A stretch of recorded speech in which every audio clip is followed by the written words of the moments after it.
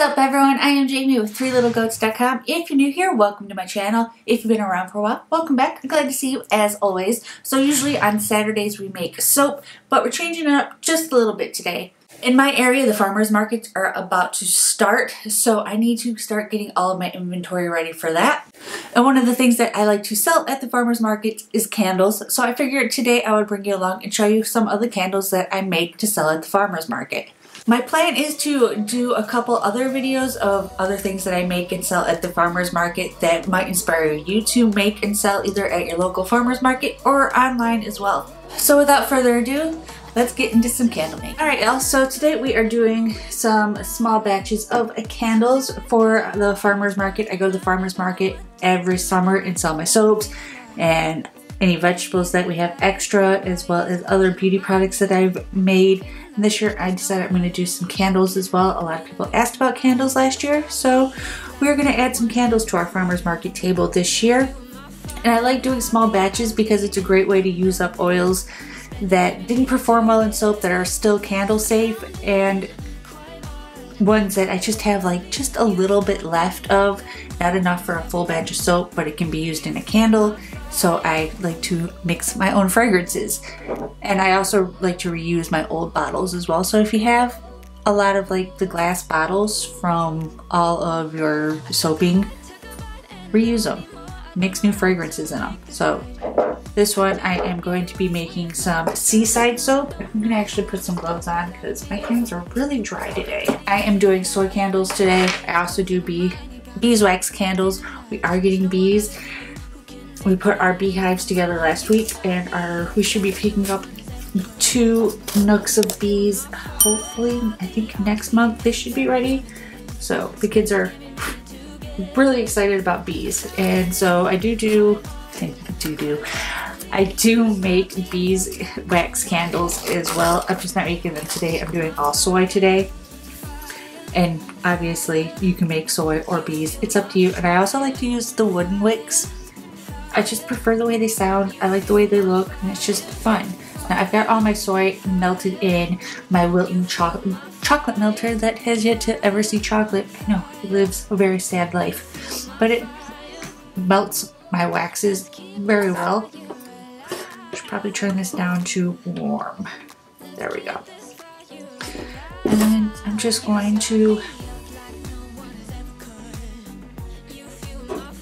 pour in my wax. And I've already checked the temperature. Everything is really good with the temp.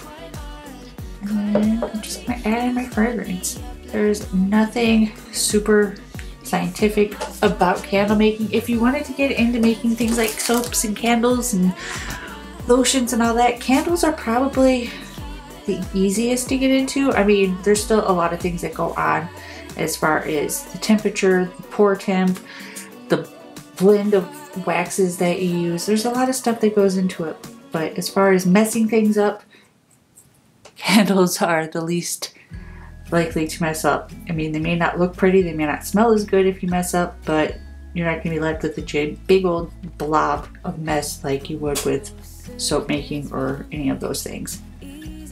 Oh, it smells so good. And I just like to mix mine for a good minute or so, just to make sure everything is nice and incorporated into the wax. And because I just do small batches, I just use paper cups just because it makes it easier to clean up at the end of the day. So that we can be together. Everything that has been don't matter no more. We've burned it.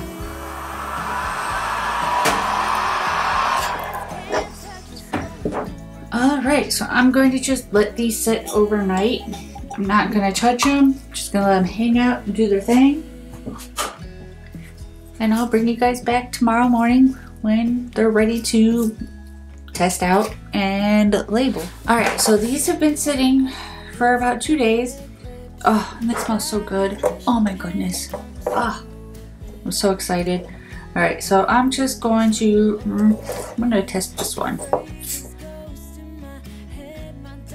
And I mean, If you've never had a wood wick candle, there's just something about them that they're great. I love them. Helps if I get them burnt down though. I love the way they sound. I love the way they look. They're just great wicks all around. All right, now I've got it. I need to trim the wicks down just a little bit more so they're a little bit easier to start burning.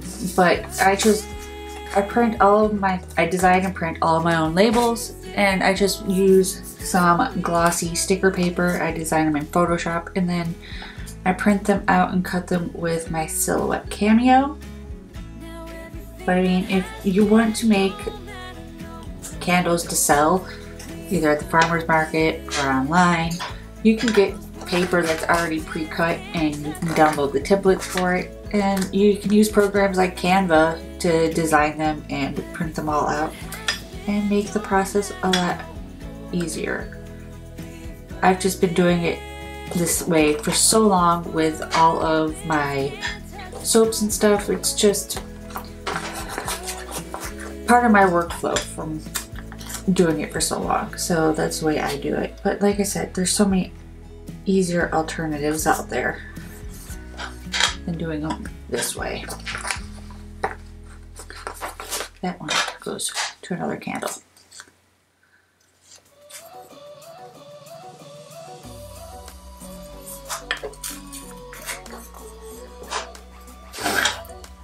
Now if I could only put them on straight, it would be so much easier, you know?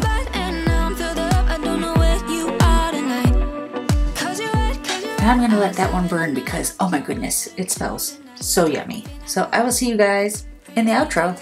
Alright y'all, so that is what I've got for you guys today. If you like this video, be sure to give it a big thumbs up. It really helps. And if you haven't already, hit that subscribe button. What are you waiting for? We put out new videos every single week. And I will see you guys in the next one. Bye.